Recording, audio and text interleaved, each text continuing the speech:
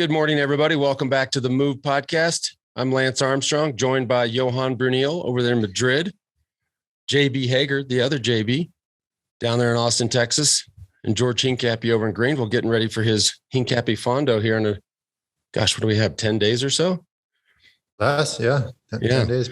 More importantly, we're talking about the 2022 Tour de France route, which was just announced this morning over in Paris. JB, you brought up a good point in the pre-show. This, it's a big deal.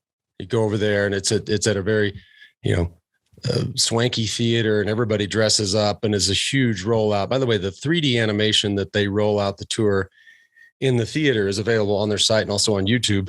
Really cool. It's 5 minutes. If you just want to, it's entertaining just to kind of watch the way the tour weaves through Europe, especially this year. So today's show brought to you like it is each and every time by Oura Ring, total game changer when it comes to measuring all these vital metrics in our daily life, whether it's obviously sleep, heart rate variability, heart rate, core temp, huge activity, recovery.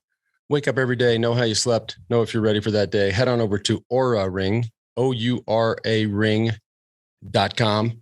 They'll send you a sizing kit and you start tracking.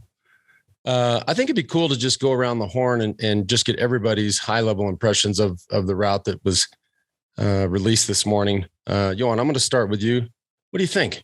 Well, I like it. I think it's very, very balanced.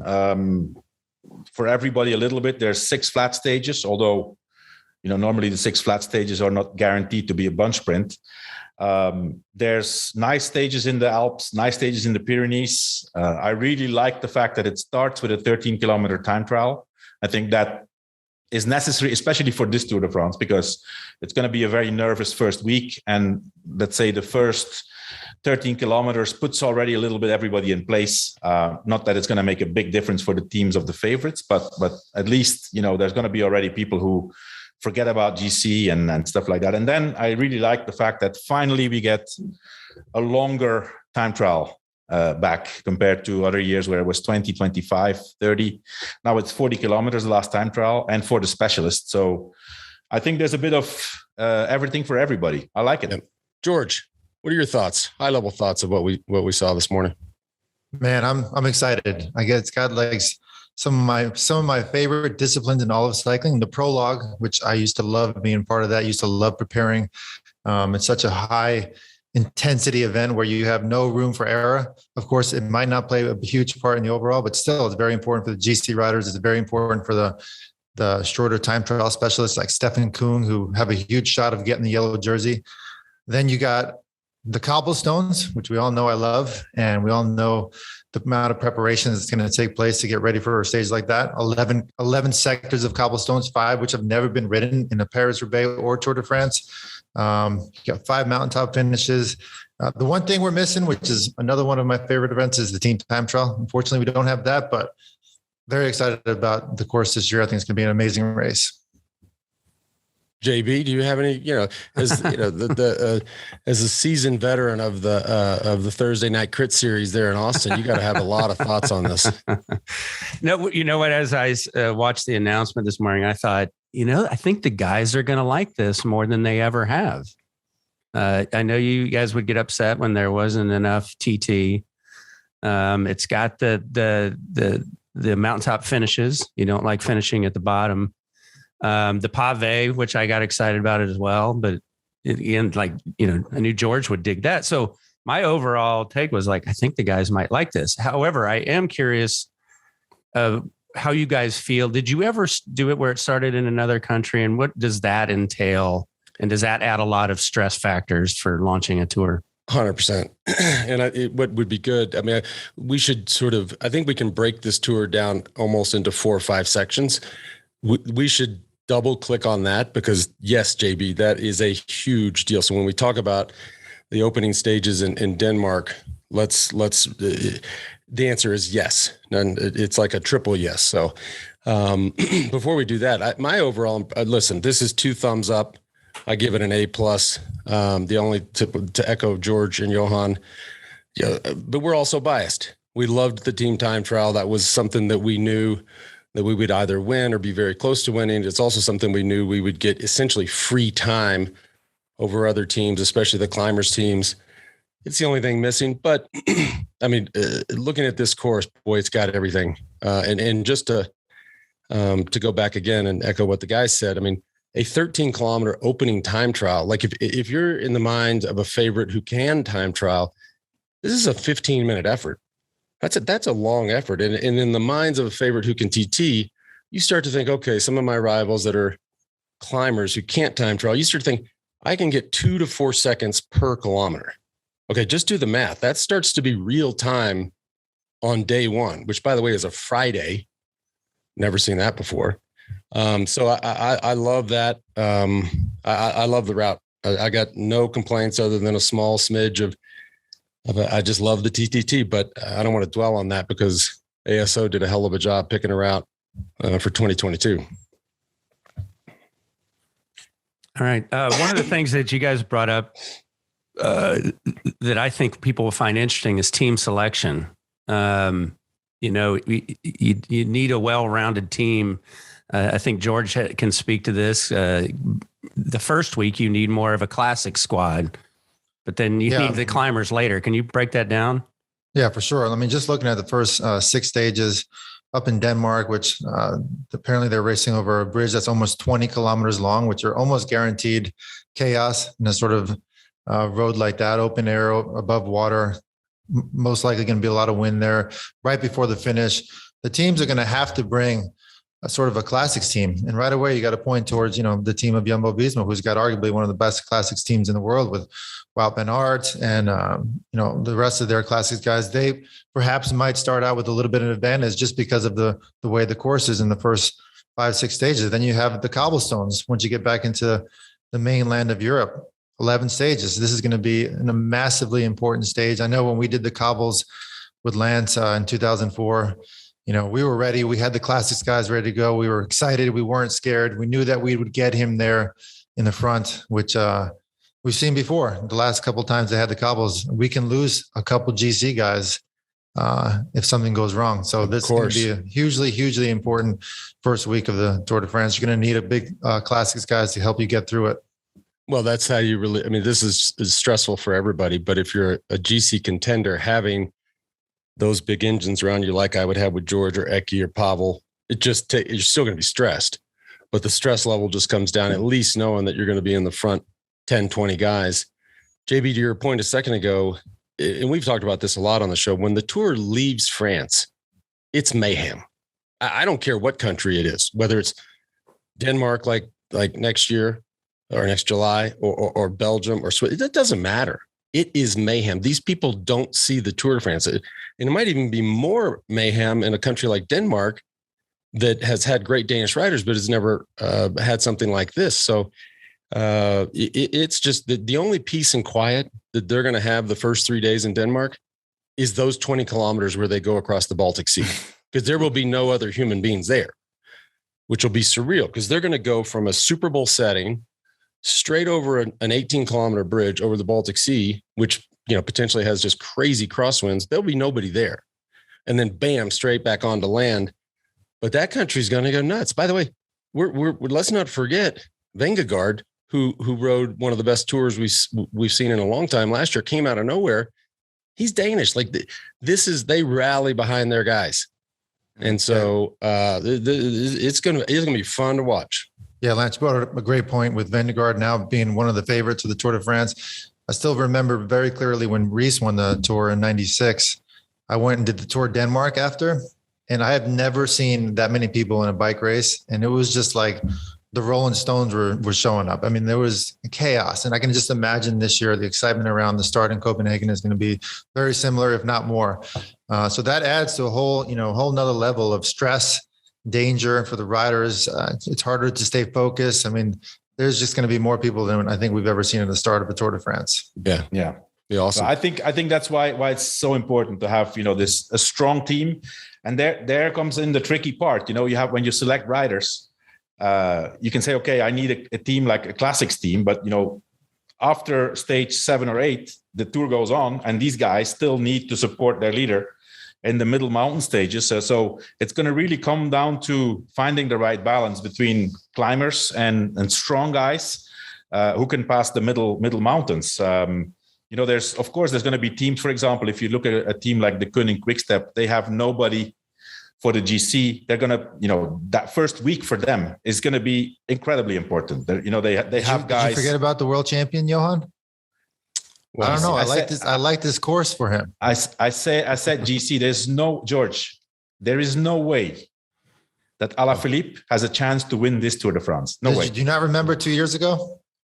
It was an exception. What happened? It was an exception. If he's on that kind of form with this kind of team, with this course, I don't know. I'm not going to count him out.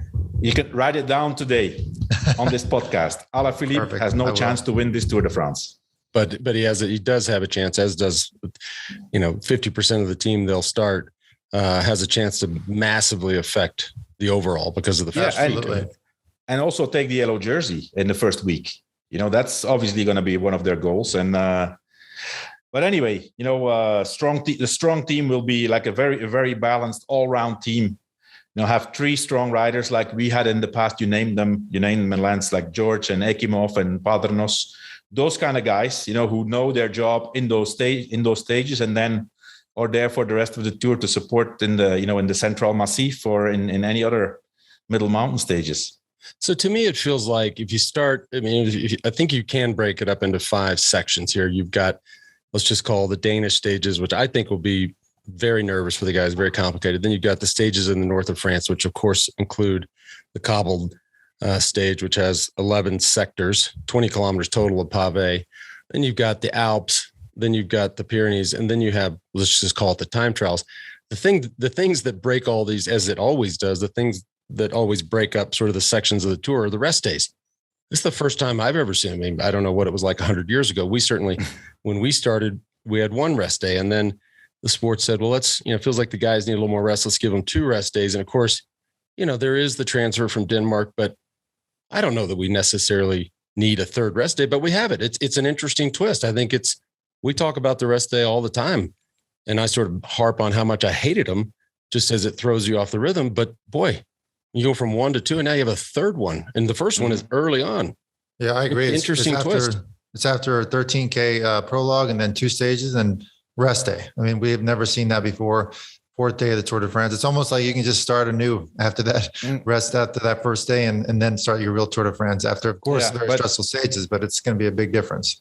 It's almost necessary to, logistically, you need to have that. This is not a real rest day. Okay. Guys travel by plane and the staff have to travel, they have to bring all the vehicles from Denmark to the north of France.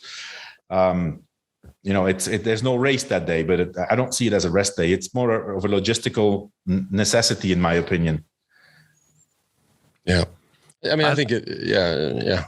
I'd love your thoughts. One of the big stories last year was Mark Cavendish tying the Merckx all-time Tour de France record. That he was obviously at the presentation this morning, and that's a big story. Contract still up in the air, but working it out with the quick step.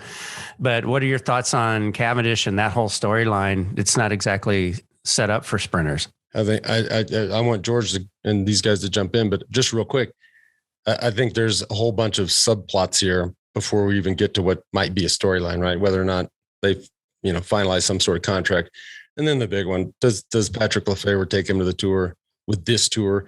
I think if anybody is disappointed with this route, it's the pure sprinters. This is just too complicated for them, too tough. So I love y'all's thoughts. I'm stopping right there. We're seeing our top sprinters now being able to get over those hills, being able to be stronger. The harder the race is, the better they're doing. So we have potentially 6 sprint stages, 4 almost for sure.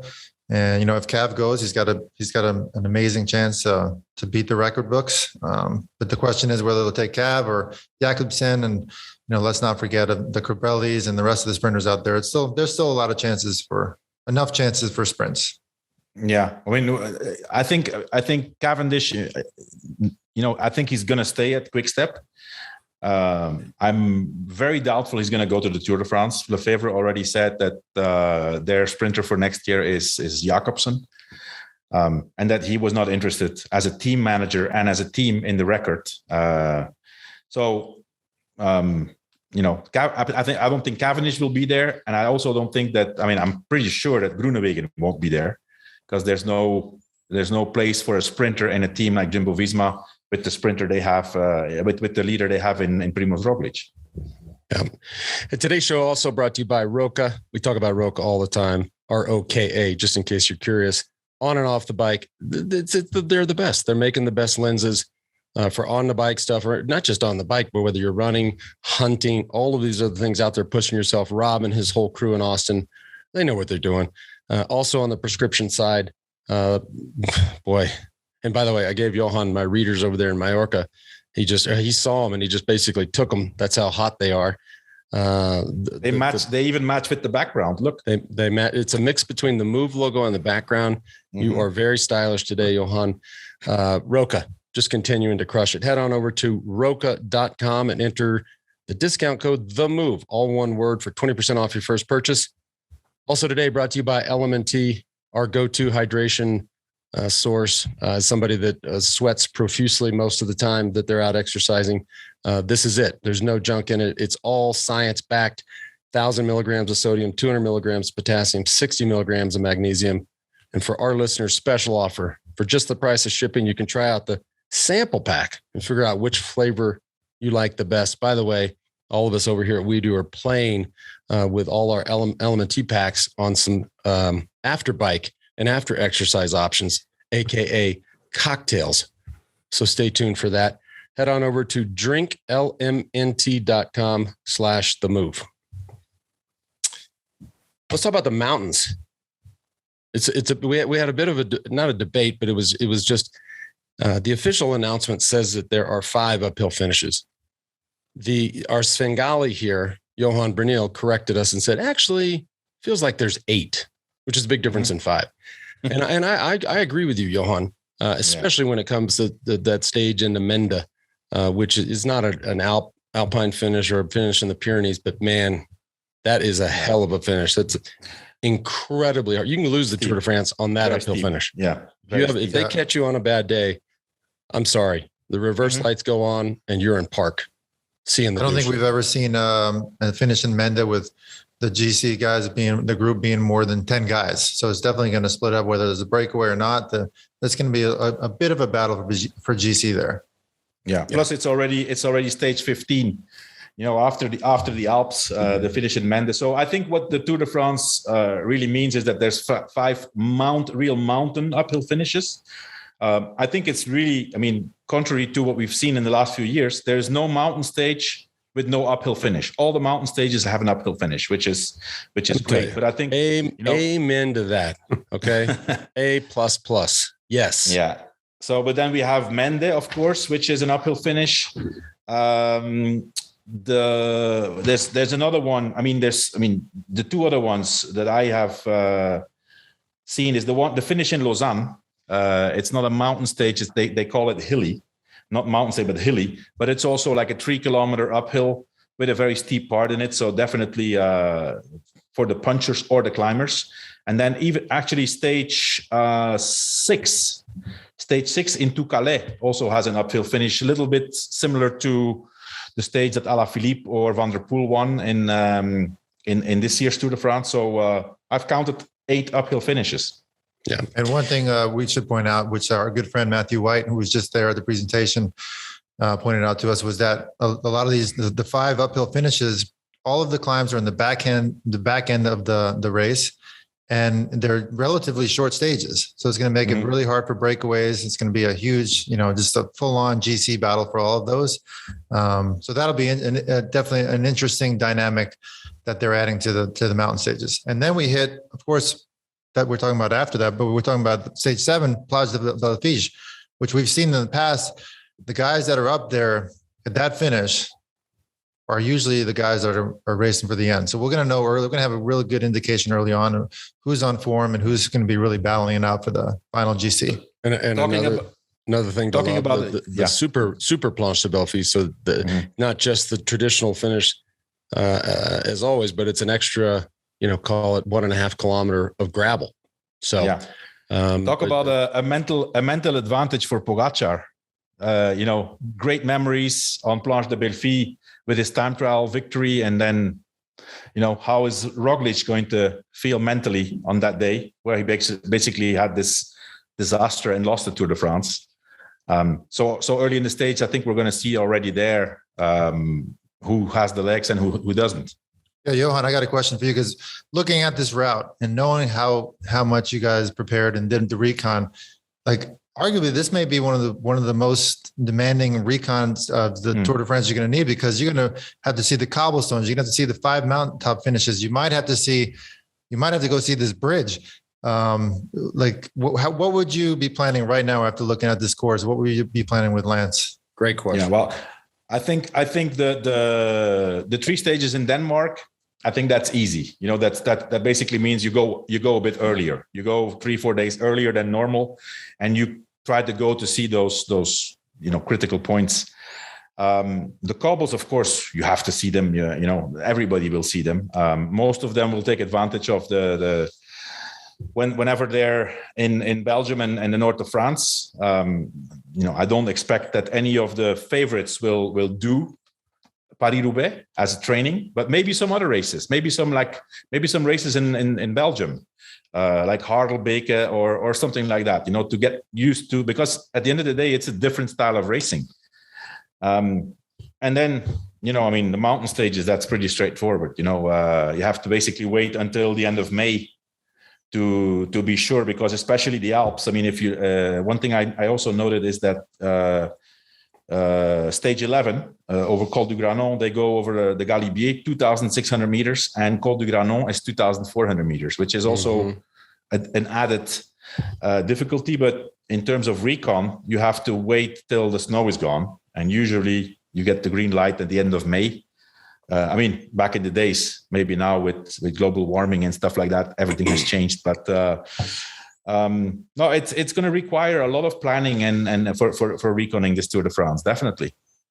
You know what else is missing, which I think the riders will welcome, and I think the sport is going to have to go that way, is our longest stage is only 220 kilometers. Now, for most people, and me included, that's a long ways. But for this peloton, they're looking at, there's no 250s, 260s, 270s, these days that are just drawn out and it's fucking boring. All the others are pretty, you got some 200K days in there, but everything's right in there at 180. And of course the mountain days are shorter, but none of these long, just suffer fests that are 7 hours long. Yeah, that's for sure. Absolutely. We mentioned that too. The mountain stages are shorter than we've seen. What's going to happen is just more action, more aggressiveness, a lot more attacking. It's going to make the race a lot more exciting, I think. Yeah. And this is now, whatever we were talking about now and what we have identified as the key points, once the details of all the profiles of the stages are going to come out, there's going to be added difficulties. Now we have said, okay, the time trial, the cobbles, the Alps, the Pyrenees, and Planche de Belles Filles. But, these stages in Central Massif are, there's not a lot of, 6 flat stages. And I would have to really look closely if those stages are really flat. Some of them come at the end. We all know that it's very difficult to control those flat stages. I think it's a really, I would be curious to see how many vertical meters there are compared to the other Tour de France's. I don't have those numbers yet, but this looks to me like we're gonna see a big show next July. Could you get on that, please? It's interesting too. Right after the rest days, it seems that there's opportunities for the major GC teams to give away the yellow jerseys, where we'll see a lot more tactics come in place. Like for instance, after stage 7. There's going to be the clear GC favors going for that, but then perhaps they can give the jersey away for a couple of days to give their team off. Again, after the Alps, they have a rest day.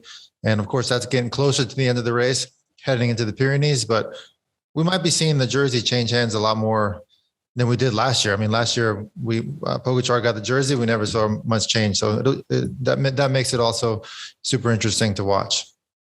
Can we give a special shout out to, do you guys follow, of course, the official route is released today, but the days leading up to it, there's some guy who takes the time. And this reminded me when I asked Johan to go get on the total vert of the 2022 tour, but there's some guy that goes through and tries to figure out where all the hotel rooms have been booked and where they're doing road construction and where they're, and this guy, and he sort of teases out what he thinks the route is every year. And he's about 90% right. Yeah. Like, it's what a magician. Yeah. He's the go-to guy. Get him on the show next year. He's the go-to guy for everybody who's, speculating. It's impressive. And I mean, it's true where the hotels are booked. That's usually in July, in places where nobody would go. That's where the Tour de France would go. Yeah. I've seen that account. I don't remember what it is now, but he's got it nailed. Yeah. One of the things I was wondering about, you talk about team selection, needing more of a classics team the first week. You need some climbing support later. And on the heels of mentioning that Cavendish's contract is still out there. So there are still contracts, opportunities out there. Do directors, managers ever go, once the Tour de France route is announced, look for possible recruits to support that because the tour is so big? Or is it kind of too late in the season typically? That's for Johan, I think. But I have a few thoughts. But Johan, you know this better than anybody. I think if you still have to look for reinforcements now, then you've not been doing your job. So no, I don't think so. I don't think so, JB. Normally, you've done the main hiring or the reinforcements already during the tour or straight after the tour, which is, if you look at UAE, they've done an amazing job. It's pretty scary for the other teams actually to see how strong this team, how much stronger and stronger it gets. But who knows? I mean, maybe a guy like Cavendish has an option to go to another team. I don't think he should, but you seem to be really interested in Cavendish. It's a good side story. It's a great side story, and I'm with you, Johan. Although, if I just listen to myself, Lefevere's not taking him to this tour, so I think maybe I would reassess that if I were him. If he does want to actually go to the tour and have a chance to break the record, and I mean, maybe he thinks Lefevere will take him. I just don't think he will, and so. And we can get into all the conspiracy theories on why and why not, but or not. But yeah, it might be a good pivot for Cav. I agree. We would have the scoop. It's been now, gosh, I don't know, 3 or 4 months since the tour, and all you people listening and watching, everybody loves George. All the riders love George. They sneak him all the intel. The fucking guy hasn't gotten a call back from Mark Cavendish since the Tour de France. I'm losing my mojo, I guess. I need to, reach back out to him. But I mean, it's a great point you just made, Lance. It's a question of, I'm sure there are teams out there with the money, perhaps a lot more money than Quick-Step is offering Cav. The question is how much he values that team ambiance and whether or not he gets a chance to do the Tour de France. I think all of those factors are going to really weigh in on where he ultimately ends up for next year's tour. I know personally, and I think all of you guys would want to see him next year in the tour to go for that record. And you got to start thinking which teams would really value that. Oh, I know the ideal place. It's an easy question. It's an easy answer. Which teams would want to spend the money on that? The ideal place for him to go. No. The ideal place to go for him, they would take him in a heartbeat, is Israel Startup Nations. They are the experts in and forgive me my criticism or irony. They are the experts in hiring old horses on multi-year deals. I've seen the Chris Froome 5-year deal. It's actually the last team I was thinking of, but go ahead. They just hired Fuglsang. I don't know, 37-year-old Fuglsang or on a 3-year deal. Come on. I mean, Cavendish can go there for 2 more years. There's no problem. They have the money. Well, he also can benefit from the Quick-Step lead out, which is the best. But that guy could wheel surf just the same and find the right wheel. That's very different. Yeah, it's different. Much harder. But at the same time, he's coming off one of the best years of his entire career. And we're speculating, obviously. We have no idea where he's going to end up. But for me, the value would be a team like Ineos. You know, of course, they have Bernal. They got some favorites with the GC, but they got the money and they're a British team, and they could have a British guy break the all-time stage record in the history of cycling. For me, that's very, very valuable. Great storyline. Great storyline. That's not a bad idea, actually. Not a bad idea. Not a bad idea. I'll give that. I think if I had to pick one, Johan's plan might make more sense for him. Speaking of Israel Startup Nation, let's just go around the horn. Does Chris Froome even start this Tour de France? I mean, we can't have look. He's one of the greatest. He's on the Mount Rushmore of Tour GC guys. So, and I'm not trying to pick on him, but he's on the Mount Rushmore. So we have to talk about him. Does he? And of course, I saw some quotes from him the other day that he plans on being there. I doubt that. What do y'all think? I think. I mean, if he wants to be there, he's going to be there. It seems that in that team, it's more or less, you know, a guy like Chris Froome can decide on his program. I still think, although I've seen a little bit of progress, not much through the year. Now he just finished the Italian end of season classics, and you know he was up there in the front when the race was like at 80% of its intensity.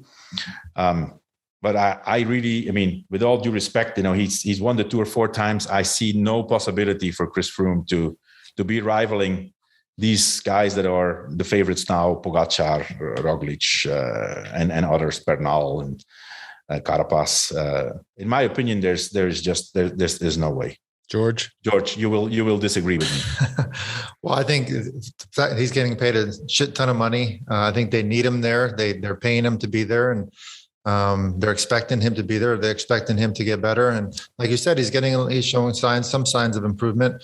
Whether or not he can compete with those best guys, it's still hard to determine that. But I think he will be at the start in Copenhagen for sure. Hey, before we wrap it up, and I think I'd love for us to go around and just make a prediction, although it's, you know, a zillion days away, it seems like at this point. But before we do that, right after this show, and this is exciting news. So ASO is now back to of course, they had a women's Tour de France many years, decades ago.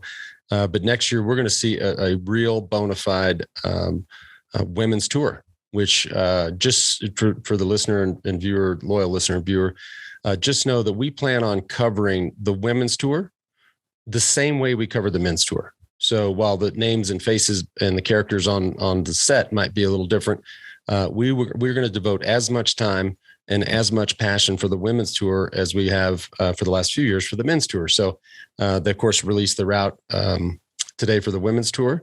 Starts in Paris, finishes in Planche de Belles Filles, right? Isn't that right, Johan? Finishes it. Correct.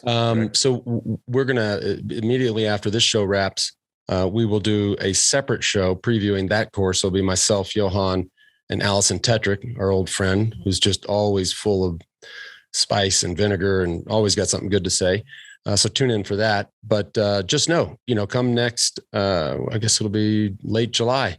That desk will be populated with slightly different people, but the same package. So excited for that. And hopefully, and shout out to Zwift for coming in and supporting women's cycling and supporting the tour. Big move for them. Obviously one of the biggest names in cycling now. Hell of a call on their part. So excited for that. That show's coming up right after this. Tune in for that. Let's go around the horn. I'm going last because I'm always wrong. And so I want to hear what all the smart guys have to say. But JB and I are actually the two that are mostly wrong. So I'll start. We'll book in this thing with the guys that never get it right. And then in the middle, we'll have the real smart guys take their pick. JB, who do you think is going to win this tour? Well, Pogacar is just unbeatable, but I still think there's a redemption in Roglic. 100%. He is just a fierce killer, and he'll do the work. He's going to review everything he did the last 2 years and fine tune it. And I think, if he stays healthy and stays upright, he's good. So that's your pick, Primoz Roglic? Mm-hmm. Okay. I think that's a good pick. Johan? I mean, it's going to be difficult to come up with a surprise at this point, right? It's hard to beat against Roglic and Pogačar. Logic would say Pogačar, because of his age. He's won it twice. He's getting still better. His team has improved a lot. I would love to see Roglic win. I'm a big fan of Roglic. I think he deserves it. It's difficult. Roglic is in the advantage now also because let's not forget, he's definitely going to be the leader of the team, but let's not forget he has number 2 of this year's Tour de France in his team, which may be a bigger problem now for a guy like Pogačar. But I'm still going to bet on Pogačar. Difficult to beat him. George? Yeah, I'm going to go with the heart pick. I feel like Roglic has had like the close call there 2 years ago, the bad luck last year. They say it 3 times is a charm.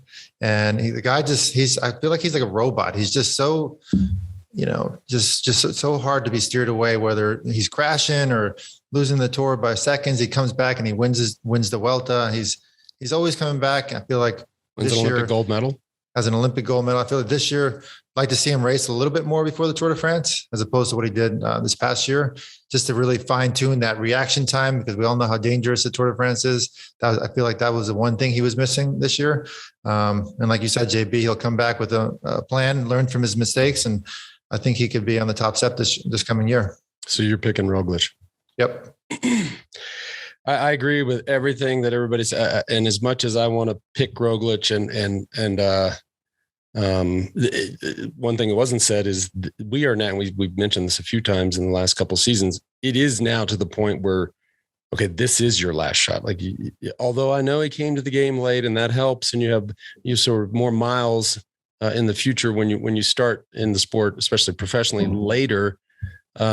He's still, I mean, where is Roglic now, Johan? 30? I think he's turning 31. So, that doesn't sound that old, going back in our generation, 31-year-old guys, that's considered to be old for the Tour. So it is now the time. And I agree with everything everybody said, but I can't take him. I have to take Pogačar. This kid is just too good. He's always good, and he can just spin it up so fast, and he races smart. He's got a good team. This course, come on. Like, he sat down and designed the course. Like, I'm not betting against this kid. So I'm picking Pogačar. And then there's going to be the usual surprises, because now we're talking about the course. It's good for this guy. It's good for this guy. It's, you have to be a complete rider, but who would have thought of Vingegaard? There's going to be another guy always there and be a surprise. Those 2 guys, I mean, isn't it amazing? 2 Slovenian guys. This is now probably, this is the 3rd year now we're going to talk about the 2 big favorites are from Slovenia, and then it's the rest. Well, it's their time. Yeah. All right, everybody. Thanks for tuning in. Those are our thoughts and beliefs about what the 2022 Tour de France. Amazing. Like, I'll just sum it up and say, and I think I can speak for everybody. And hats off, chapeau, whatever you want to say to ASO. This is a hell of a route. Amazing. So, and if you're just a fan sitting at home, doesn't know some of the specifics, just get ready. This one's going to be exciting to watch. So, thanks for tuning in, and we'll catch you guys here in a few weeks.